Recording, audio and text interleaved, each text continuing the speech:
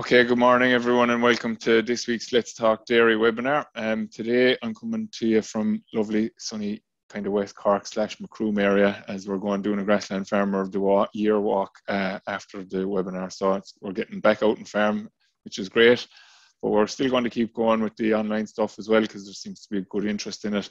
Today I have a good topic in relation to, I suppose, overall farmyard management rather than dairy specifically. And I'm delighted to be joined by Aoife Leader. So Aoife is a master's student who's beginning to progress into a PhD based in the Kilkenny office under the supervision of Richard O'Brien, who's the Glanbia Monitor Farm Programme Coordinator. And Aoife's focus has been in relation to biodiversity. And today she's going to talk to us in particular about hedgerow management because, as you'll all know, next week on the 1st, Wednesday the 1st, is the start of the hedge cutting season. And obviously there's been an increased focus in relation to the biodiversity that's included in hedgerows, and how we manage those is going to be very important in terms of how we manage that biodiversity and cultivate it, I suppose, and promote it. So Aoife is going to give us a presentation, and as always we can put in questions through the Q&A as we go, and I'll pop a few questions to you too, Aoife, as we go along. Perfect. So, thanks for coming on. No problem. I'll just share my screen there. Okay, so good morning to everyone tuning in, and as Stuart said, I suppose my name is Aoife Leader and I'm a Teagasc UCD Walsh Scholar, and for the past 2 years I've been carrying out my studies on the communication of biodiversity management with dairy farmers. And so far in those studies I've been working with 11 future farmers involved in the Signpost Future Farm with Teagasc and Glanbia. And as we move through the slides today, I'll have some examples from those farms and how they're managing their hedges. But I suppose the main focus of today will be the management of hedgerows. And I suppose most of us might be more used to looking over the hedges, but this morning we'll be having a look at what you might find inside the hedges, the value of those hedges, and most importantly, how to best manage them. So it's a great time to start discussing this topic with the hedge cutting season set to open on the 1st of September. So from next Wednesday until the last day of February of next year, farmers and landowners will be permitted to cut their hedges and their trees. So to start off, I just want to give a kind of a brief background on hedges. So what I'm talking about when I'm talking about hedges are those linear landscape features that made up of a variety of trees and plants. They're found on most farms in Ireland. And because they've been planted, they're categorized as semi-natural habitats. So they're man-made habitats, and they need our management if we want to keep them as hedges. So the Irish countryside is defined by the hedgerows. The picture I have here is kind of a common sight you'd see across many parts of the country. A study published by Stuart Green and his colleagues indicate that there's 689,000 kilometres of non-stone boundaries in Ireland. So that would include hedgerows and grassy banks. And then a recent study by Julie Larkin and other researchers in Teagasc found that 3% of the total area of farms involved in their study would be made up by hedgerows. And even in my own studies with the 11 Signpost Future Farms, I found that there was on average 10 kilometres of hedgerow across the group, and those were on average contributing to 3% of their farming platforms. So with hedges being such a common feature on the farm, their management is really important to get right. So I suppose the approach to take when it comes to the management of habitats on the farm, it should be carefully thought out, and that's true of the hedgerows as well. So farmers who should always start by retaining and maintaining what's already on site, because they are of the highest value for biodiversity. So in the case of the hedgerows, this means retaining hedgerows, not digging them up, and holding on to what we have already. And then we need to maintain the hedges that we have according to best management practices, and choosing the practices that best suit the hedge you have. Only after that then do we start thinking about what more we can do. So after we've retained and maintained, start thinking about enhancing hedgerows. So that might involve rejuvenation by laying or coppicing. And then we move on to thinking about establishing new hedgerows and creating new hedges. And when we're doing that, we always need to use native species of Irish provenance. But the subject of today's webinar, it's all about maintaining our existing habitats. And Aoife, I suppose it's important to point out that, like, as you said, there's a huge amount of them on a lot of farms already, and that where we are looking to increase biodiversity levels on farms, good management of the hedgerows can contribute nearly more than actually planting new hedgerows could. Exactly, yeah. The biodiversity value of an old established hedgerow will far outweigh a new hedge that you plant. It'll take it years and years to catch up with what you already have on farm. And I suppose we talk about quantity and quality of hedgerows. So the quality is really important, and we get that when we manage them with best practice. Okay. So I suppose why we should care about how we manage our hedgerows, like, you know, there's a few reasons, and they apply to all habitats that you might find on a farm. Like, the law and regulations oblige farmers to manage their hedges. So under the Wildlife Act, you can't cut your hedges when birds are nesting. So that's why we only cut them between September and February. And that's the case under cost compliance as well. There's laws around the retention of hedgerows and replacing hedgerows. And then farmers who avail of derogation will be familiar that they're obliged to carry out one or a combination of hedgerow management practices. There's a financial aspect to it. So in the past, schemes like reps and glass, farmers would have received payment for managing their hedgerows in that. And recent times we've had the rollout of the results-based environment agri-pilot, the REAP program, and farmers in that are being financially rewarded for managing their hedges to a good standard. And then in future we expect that there'll be results-based payment schemes to come down, and that they will become commonplace, and we'll have eco schemes as well. But management of hedgerows, it also plays a really crucial role in maintaining our green image, and it's really important for the marketing of our dairy products at home and abroad. And of course, maintaining hedgerows and other biodiversity features, it's always associated with a sense of well-being and stewardship. So farmers being custodians of the countryside and having the habitats and hedgerows and spaces for nature on farm, it's nice to have, and it also sets up the farm for future generations. So hedgerows are also really valuable biodiversity features. And when I'm talking about biodiversity, I mean the native wildlife and plants and the habitats that they live in. And one of those, of course, is the hedgerow. So hedgerows themselves are usually made up of a variety of plants and tree species. In most hedges, you'll find the thorn trees or the skeochs, which are the white thorn and the black thorn, and they are a staple of the hedgerow species. As well as that, then you have a variety of other plants: holly, dog rose, spindle, guelder rose, and these all tolerate cutting. Some hedges might have smooth stem species like oak and ash as well. They don't cope as well with cutting, but they're usually left to grow up into mature trees. So the hedge itself is a habitat for native plants to grow in, which then in turn provides an abundance of benefits for wildlife.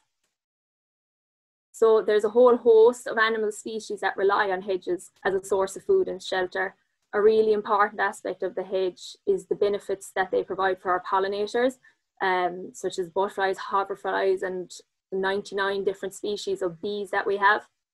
So it's important that hedges are well maintained in order to support them in their role as pollinators. And we do that by ensuring that the hedge provides food when they need it in the form of pollen and nectar, which they get from the flowering plants and trees. And that's a key point to remember when you're talking about managing hedges. And then wherever we have a flower, we have a fruit, and berries for the birds. So now as we're moving into the autumn time, you can see more berries are appearing on the hedges. Like the blackberries out at the moment, we'll have the haws and the white thorn. And they're a fab food source for birds during the autumn months. And we also have 35 bird species that nest in hedges. So they avail of the shelter and the cover provided by hedges. And that's another really important point to remember when we're talking about hedgerow management. There are mammals that use the hedges to move through the landscape. So you can imagine that the hedgerows on a farm they're like highways for nature, corridors that allow the wildlife to move safely between the habitats. So an example that I like is the barn owl. He flies along the path of the hedges, and other linear features like field margins. He's scanning the habitat below for his prey. And then on the ground level, you have smaller mammals seeking cover in the hedges. So the hedge is an integral part of the food chain there, and it's vital for movement of nature. And as you can see from this map from one of the future farms, and the green and orange lines, they're all hedges and banks that are creating connections through the farm, and you get an indication of the extent of those looking at the average field size. So a smaller average field size would indicate that there's more hedges, more linear features, and more corridors for nature. And Aoife, then we'll say, you mentioned the average hedgerow on the 11 future farms that you've been looking at. And there's some quite large farms, I suppose.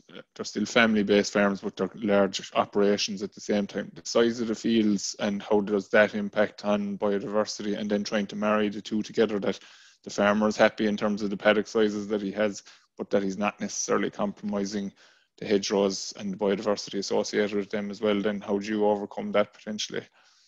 Yeah, so I suppose it's all about kind of farming side by side with nature and just creating space for where you can. The average field size on the 11 farms that I've worked with is about 7 hectares. Where we'd be targeting 5 and below. But the range can be huge. In another study by Catherine Keena, the range and average field size went from 1 up to 35. So like you are dealing with that, lots of different landscapes there. And it's just picking out the places that you can maybe make a little bit more space for nature. Like, doesn't have to be the hedgerow. You can look at field margins, other linear features like that as well. Okay. So just the other values around the hedgerows, it's not just about biodiversity. We get other benefits for agricultural systems as well. So a lot of research being done into carbon sequestration, and there'll be more on that from the Farm Carbon project that's being led by the Teagasc Environmental Science, Soil and Land Use Department in Johnstown. They are also playing a role in water quality protection, blocking runoff from directly entering the water courses. And then they play a role in animal welfare as well. They provide shelter and shade, act as windbreakers, and they have a role in biosecurity as well. And like I said, they're a part of the character of the Irish landscape. They're a part of our history and local heritage, with a lot of town lands being defined by the hedgerows. So with that bit of background on the what and the why, I suppose the next step is really to look at how we can manage them, and that's to ensure that everyone and everything that is dependent on them is looked after. So heading into the hedge cutting season, it's vital that you put a plan in place for how you intend to manage your hedges. And the best place to start is identifying the type of hedges that are present on the farm. So there are different types of hedges on every farm. And that's a good thing, because we want to see variety, we want to see diversity across the habitats on farm. And there's a role for each type of hedge, and there's a role for, and there's a way to manage each type of hedge. So I've kind of broken it down here into the untopped and topped hedges that we would talk about. So untopped hedges that would have been planted like any other hedge, but now they've kind of escaped management. They've basically become, or they're on their way to becoming, a line of trees. So they're often thin at the base. They're no longer stock proof, and the trees are growing up tall. But you might notice sometimes that they're actually so thin at the base during the summertime with all the foliage around it. Then you have relict hedges under that umbrella as well, and they've already grown into a single line of trees, and they usually have a full tree canopy, and they're really valuable for biodiversity as well. Then we have the topped hedges. So the dense-based topped hedges, they are hedges that we would see on farms that are already receiving a lot of management. They're usually cut a bit tight along the top and the sides, but we'll talk about how to manage all of these going forward. So in terms of the escaped hedges there, Aoife, are they just hedges maybe that weren't fenced and they've just become, like, stock have started to move in and out through them and stuff like that, and that they just don't get a chance to develop? Yeah, so I suppose if they weren't fenced off and stock able to move through them, that'll create the gaps. But as well as that, kind of the cutting practices around them, they mightn't have been cut and might only been breasted all along, so you're not creating density at the base, because with every cut you create more density. Okay. So for those escaped hedges, you have kind of two options when it comes to their management. So it's really a matter of deciding yourself what you want to achieve. So if the aim is to create a dense base stock-proof hedge, then you might consider rejuvenation. That would be by laying or coppicing to bring the bulk back into the base. Or if you're happy to let the hedge go, the way you might just breast the sides and fence it off and exclude the stock from it. The relict hedges, then they really should just be left alone. Rejuvenation will be way too stressful on those. You probably won't get the result you want. So no cutting for those, and make sure to fence those type of hedges off as well. So, and they're also contributing quite strongly in terms of the flora and fauna that's in them already, even though that it's at a higher level, I suppose, really, isn't it? Exactly, yeah. And if you fence off around those, you're kind of creating space for nature as well, you know, like a field margin, but with the trees included as well. Okay. I have a little clip here from one of our future farms in Meath, and it just goes to show the benefits of, you know, managing your escaped hedges. Great, because they put on a fabulous display of the white thorns, and that's all providing then for the bees and the birds. So topped hedges then, when it comes to managing these, there's kind of 3 main points to keep in mind. So the first thing to do is to assess the height of the hedge. So what we want is hedges that are at least 1.5 meters tall. So birds nest in hedges, well, when they do so, they need cover above and below the nest to protect them from predators in the sky and on the ground. So where the hedge is too low, the birds just won't nest. The second aspect then of the hedge that you should look at really is how dense it is at the base. So a dense base is important for the nesting birds again, but it also provides cover for other wildlife. And as well as that, you know, with a dense base, you kind of have a stock-proof hedge, which is a benefit to the farmer and to the farm itself. So hedges should be cut from a wide base into a kind of a triangular shape, leaving the peak at the top as high as possible and as high as the hedge cutter can reach. The third aspect, yeah. Just before you go into the flowering piece, like, and I suppose I never said at the start there, while you're dealing with the Glanbia Monitor Farms, your dad's actually a Monitor Farm with Dairy Girl. So we were on one of the Monitor Farms there a month or two ago, and they actually don't have any fence lines along some of their hedgerows. They've developed them into such dense fences because, and it's actually a question that's come in there, will say trimming along inside by the hedge to maintain the fence wire, whether that's allowed or not. But like, do you think it's realistic for people that over time that they can potentially develop the hedgerows into the same situation as the Welches have it in their farm, where they don't need to actually have a fence along them because they're so dense, the stock just don't go near them, basically they graze up to the foot of them and that's it? Or do you still want the wire to have that field margin potentially as well? Like, yeah, so well, it's definitely achievable, achieving a dense space like that. It takes a bit of management. It takes a lot of little and often cutting. You're trying to bulk out the hedge as you go and pull the growth and the density with you while you're doing that. But yeah, I definitely would be encouraging putting field margins along those hedges anyway, just as another habitat for nature. And they can be cut as well in the back end of the year, those field margins. They just add to the habitats on farm as well. And just while you're on that, then just to answer the question, I suppose it's, as I said, it's a very common one. I was only talking to Emer Connery about it there as well the other day. Outside of the cutting period, are you allowed to trim the side of the hedge to maintain the electric fence to keep it operational, we'll say? To keep it operational, yeah, just as long as you're not cutting the whole hedge. During the hedge cutting season, if you're in derogation, if you're doing the rotation hedge, or you can breast along the inside up to the level of the wire. And I know that is a problem for a lot of farmers, but I suppose to try and maybe cut them back during the cutting season, and hopefully they'd stay like that until you get around to it again the following year. Okay, or worst case scenario, you just literally run one run of the hedge cutter along inside the wire, but you're not pushing it in against the hedge really, like you're just clearing off whatever debris is coming out. Yeah, so we wouldn't really be recommending doing any cutting during in the closed period. Yeah. Yeah.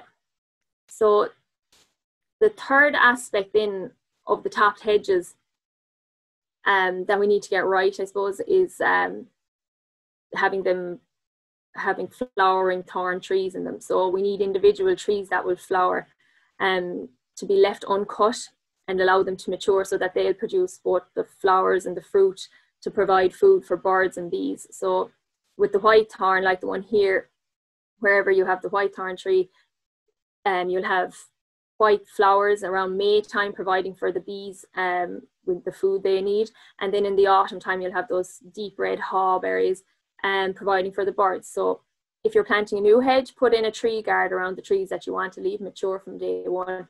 Or in mature trees, then you can pick out saplings that might be cropping out of the hedge. So keep these 3 points in mind, I suppose, when you're trying to avoid kind of inappropriate management to ensure that the bees and the birds are kept happy. So what we want to avoid is having topped hedges that are too short. We want to avoid hedges that have been cut, I suppose, to the same point every year, which means that the growth has been pulled up to that point and they're gone really gappy and thin at the base. And also we want to avoid having trees or hedges that don't have any white thorn trees or any other type of flowering trees throughout it. And you can see that can happen, obviously, when people start going in with the hedge cutters next week, like if they'll cut the hedge to the extent that the last picture there shows, there will be no flowers coming that next year. Really, you'll be lucky if it'll green up really in early next year. Exactly. Yeah. And like that's a big long stretch there for, you need trees at kind of irregular intervals along any stretch of hedgerow, just, even for birds, for song posts and things like that. But, you need them to flower and be providing the food source as well along the hedge. Okay. So I suppose it's good to get maybe a farmer's take on this. So Donald Kavanagh is a Future Farm signpost farmer in the Teagasc programme. He is milking about 200 cows near Baltinglass in Wicklow, and he's been involved in my ongoing studies as well. So I would have mapped his farm. There's 6% biodiversity on the farming platform and almost 9 kilometres of hedgerows, and that makes up about 2% of the biodiversity on the farming platform. So in this clip, he goes through his approach to hedgerow management for various types of hedges on farm, and that ranges from new hedges to established hedges and some escaped hedges. I like to try and keep them high, but also maybe a slope on them so that there's good cover there. And I'm here with Donald Kavanagh, who is a farmer in the Teagasc Open Source Future Farm Monitor Farm programme, and we're talking all about hedges. So Donald, you have about 9 kilometres of hedgerow on your farm. Why are they so important? Yeah, for me, I suppose it's very important for shelter for cows, for one reason, and the other thing then is more importantly, I suppose, biodiversity is going to be big, and there's a good range. I know I have a good range of different types of trees all through the hedges here. So we have blackthorn, whitethorn, dog rose, brambles, ivy. So there's good cover there for birds for the winter and that. So it's important for me to maintain that and keep that right going forward. So then I suppose for cutting the hedges, I like to try and keep them high, but also maybe a slope on them so that there's good cover there, so that that they can grow fairly high and keep that. Also selected different trees that would be nice to let them on up and give them a bit more cover. I planted that 2 years ago, blackthorn, whitethorn. So this year now I'm going to cut it down very low. But before I do that, I'm going to select maybe spacings, maybe every 100 metres, and just let some of the better trees there on up and don't cut them at all. And we'll put a marker on them. So going forward then we'll have them in the hedge, and we'll give good cover and have nice trees there as well.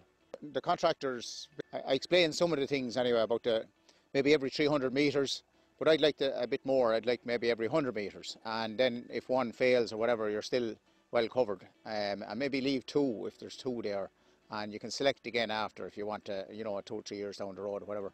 But you need to tell him that and make sure he knows what you want. So I was talking to Donald yesterday. He's planning on taking a similar approach to the hedgerows this year. He's quite clear on what he wants to achieve from them, and like that, every other farmer should kind of have a plan for what way they want to manage their hedgerows. Right. Donald also touched on a really important point and that's about having the conversation with your contractor. That conversation is critical. So farmers and contractors, they just need to be on the same page. So having a plan in mind for the management of hedge is really important, and communicating that to the contractor, because they'll do what the farmer wants, but you just need to take the guessing out of it for them and having that conversation. And I suppose trying to move away from maybe the perception that you need to have neat and tidy hedges, and maybe that's what the contractor thinks you want. So having the conversation about how you want your hedgerows managed, explain the shape of the hedge you want to achieve, explain the height, and where possible then make life a bit easier for them, mark the trees that you want to keep, and make sure you highlight it to the farm or to the contractor that you want some mature trees left in the hedge. So I suppose just the main points is that from next week on, you're permitted to cut your hedges. So the 1st of September to 28th of February. And it's you decide what you want the hedge to do for you and make a plan around that. And always keep biodiversity in mind and the benefits that these hedgerows are providing for us. Make your plan and then contact your contractor and have a conversation with them. And I suppose if anyone wants any more information, there's literally a week's worth of information on the Teagasc website. It was compiled by Catherine Keena and lots of other contributors last year. So there's videos and articles there on everything from the history of hedgerows and biodiversity, hedge cutting, planting and rejuvenation. And there's lots of information leaflets there as well. So thanks very much, Stuart. That's great, Aoife. So I suppose, the way people are kind of being recommended as well as leaving up the individual trees in the hedges, but not only to cut maybe one every 3 years on sections of the farm. In terms of identifying that section, would you make any comment on that for people, say, in terms of your plan that you're talking about there now? So when the contractors come in next week or the week after, having identified where you want him to cut, is there anything you'd recommend people be looking out for in terms of identifying the hedge that they want to do, or first and foremost this year now? I suppose it goes back to looking at the types of hedges you have on the farm. Probably those top dense spaced hedges, they're the ones you want to target for getting your mature trees to grow up out of. So have a look at those hedges. They're usually internal hedges, or they're along kind of passageways. So if there's a sapling growing up out of them, just to put a marker on it and let the contractor know that you want to keep that hedgerow, not to touch it with the flail. Okay. And we'll say there was in the derogation situation, you're kind of choosing either to leave them grow up or to go with the 3-year rotational situation. But what you're saying there actually is to do a combination of both. Yeah. So you do so you can do a combination. Very good. Doing a biodiversity plan for the farm, could the plan be used for the next 5 years then if you started with that, like? Yeah, I suppose, like, especially if you're going down the rotational cutting side, you need to decide what hedges you're going to target each year for the coming plan. Where you're trying to bulk up hedges, that plan, what you're trying to do there is little and often cutting, so that will fit into the plan for years to come. You're trying to build up a hedgerow. So yeah, a biodiversity plan and a hedgerow plan is kind of a long-term thing. And in terms of we'll say consulting with somebody to do that biodiversity plan, then is there, like we'll say, do you think people really need to consult with someone? Like farmers in general have a good concept of nature in themselves, but in a lot of cases, as you said, it's just a lack of communication that their hedgerows maybe have been trimmed a bit sharper than they might have wanted them, but it's done and you can do no more about it. But now people are going to be more conscious and aware of it, so the opportunity is there to kind of guide that. Do you think farmers need to actually consult with people in terms of the hedgerow management, or just do you think they'll know what to do themselves? Well, like, farmers are working in nature the whole time, but I suppose we just need to make sure that what we're doing is best practice. So, like, there's loads of information available online, like your advisor can point you in the right direction as well. It's always good to talk to people and maybe even get the opinions of other farmers, in your discussion group or whatever, wherever you meet them. But yeah, no, it's coming down the line, we'll have a lot more like results-based payments, things like that, and that will all contribute to educating all of us about how to manage biodiversity better. And I suppose just to highlight it, maybe I might be putting you on the spot now with this question, Aoife, but bird species, and we'll say bees and butterflies in particular, I suppose, we've probably seen a decline in those in the last number of years, and a lot of it has to do with, as you said, their birds in particular not wishing to nest below the 1.5 metres, lack of density in the hedges affecting them as well. Will we be able to reverse the trend fairly rapidly, do you think, if we can get our act together in relation to hedgerow management? And I don't know how rapidly we'll be able to do it, but you know, every little step in the right direction is going to make an improvement. Like a lot of our bee species, our native bee species, are threatened with extinction, where we can provide like a food source for them. So keeping your white thorn trees, your black thorn trees, or other flowering trees to mature in the hedgerow, like you're already helping those bees out. You're providing them with the food source that they need. Same with the birds, then food source, the cover. You know, small steps in the right direction. You know, adding different new management practices to your list. That'll all, you know, it's a step in the right direction. Very good. So listen, Aoife, thanks very, very much for joining me today. You stepped in at the last minute because of due to unavailability of another person that I'd asked, and you did a fantastic job. Hopefully everyone will pay attention now to what you said and deliver on the ground next week in terms of hedgerow management. So thanks for coming on, and the best of luck with your studies, okay? So thanks to everyone for tuning in today. Just to remind you again of what I told you about last week, there's a Munster Bovine webinar tonight that you can register for. If you just look up Munster Bovine on Twitter or on Facebook, you'll see the registration details there. And Dennis Howard is looking after it, or is leading that. Tommy Heffernan is going to be the host for the evening, and Doreen and Joe Patton are going to be involved in it as well, in terms of interpreting the new lifetime reports that Munster brought out last year. So that's well worth tuning into. And I suppose the other thing is we'll be back next week on Let's Talk Dairy. We're finalising our September schedule at the moment, so I don't have a topic for you for next week just yet. But we'll be releasing something next Monday or Tuesday, hopefully, to inform people of what's coming up for the month of September. Thanks for tuning in. Enjoy the lovely weather. Everybody take care while we're enjoying that lovely weather, and stay safe, both from a COVID point of view and farm safely also. So thanks again, Aoife.